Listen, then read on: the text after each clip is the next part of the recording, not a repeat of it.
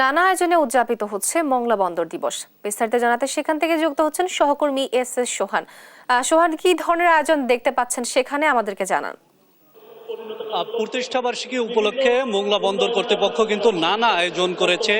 আমরা দেখেছি সকাল 10:45টার দিকে একটি শোভাযাত্রার মধ্য দিয়ে আসলে মোংলা বন্দর কর্তৃপক্ষের যে প্রতিষ্ঠা বার্ষিকী উদযাপন কর্মসূচি, সেই কর্মসূচি শুরু হয়েছে। শোভাযাত্রা শেষে মোংলা বন্দর জেটির যে প্রধান ফটক রয়েছে সেখানে কিন্তু বেলুন উড়িয়ে বন্দরের যে চেয়ারম্যান রয়েছেন rear admiral M Shahin Rahman, তিনি কিন্তু এই বন্দরের যে প্রতিষ্ঠা বার্ষিকীর কর্মসূচি সেই কর্মসূচির শুভ সূচনা ঘোষণা করেছেন।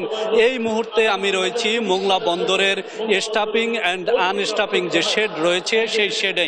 এখানে কিন্তু আপনারা দেখতে পাচ্ছেন যে বিভিন্ন পর্যায়ের কর্মকর্তা কর্মচারী সহ সরকারি বেসরকারি অনেক দপ্তরের ঊর্ধ্বতন কর্মকর্তা এবং রাজনৈতিক নেতৃবৃন্দ রয়েছেন। তাদেরকে মোংলা বন্দরের কর্তৃপক্ষের পক্ষ থেকে দাওয়াত দেওয়া হয়েছে এবং তারা কিন্তু এই মোংলা বন্দরের অনুষ্ঠান উদযাপন করছেন।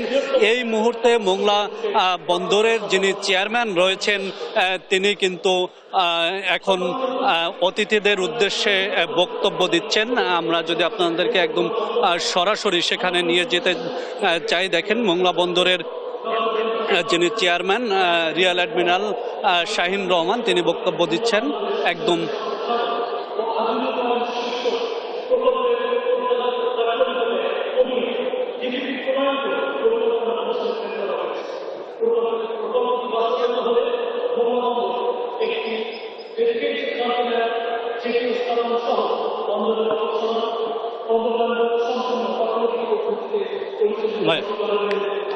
আপনাদেরকে জানাচ্ছিলাম মোংলা বন্দরের যে প্রতিষ্ঠা বার্ষিকী উদযাপনের কার্যক্রম চলছে। এখন অতিথিদের উদ্দেশ্যে মোংলা বন্দর কর্তৃপক্ষের চেয়ারম্যান বক্তব্য দিচ্ছেন এবং এই যে অনুষ্ঠান চলছে ইতিমধ্যে মোংলা বন্দরের সেরা যে বন্দর ব্যবহারকারী রয়েছেন তাদেরকে কিন্তু বন্দর কর্তৃপক্ষের পক্ষ থেকে সংবর্ধনা দেওয়া হয়েছে এবং ভবিষ্যতে যারা বন্দর ব্যবহার করবেন সে কারণে বন্দরের বিভিন্ন সুযোগ সুবিধা বাড়ানোর প্রতিশ্রুতি কিন্তু বন্দরের চেয়ারম্যান দিয়েছেন।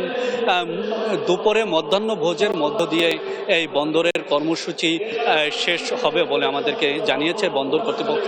আমরা যদি আপনাদেরকে একটু বন্দর প্রতিষ্ঠার ইতিহাস জানাই, সেটা হচ্ছে 1950 সালে খুলনার চালনা নামক স্থানে আসলে মোংলা বন্দরের এই কার্যক্রম শুরু হয়।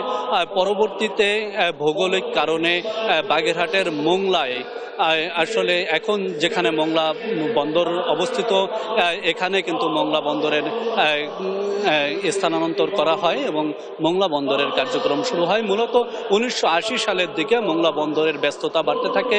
এরপর থেকে প্রতিনিয়তই মোংলা বন্দরের ব্যস্ততার সাথে সাথে সক্ষমতা বৃদ্ধি করা হয় এবং পদ্মা সেতু নির্মাণের পরে মোংলা বন্দরের সক্ষমতা আরও বেড়েছে এবং মোংলা বন্দর ব্যবহারকারীও বেড়েছে বলে আমাদেরকে মোংলা বন্দর কর্তৃপক্ষ জানিয়েছেন। মোংলা বন্দরের স্টাফিং অ্যান্ড আনস্টাফিং শেড থেকে এই ছিল আমার কাছে মোংলা বন্দর প্রতিষ্ঠা বার্ষিকীর সর্বশেষ খবর। আপনাকে ধন্যবাদ সোহান।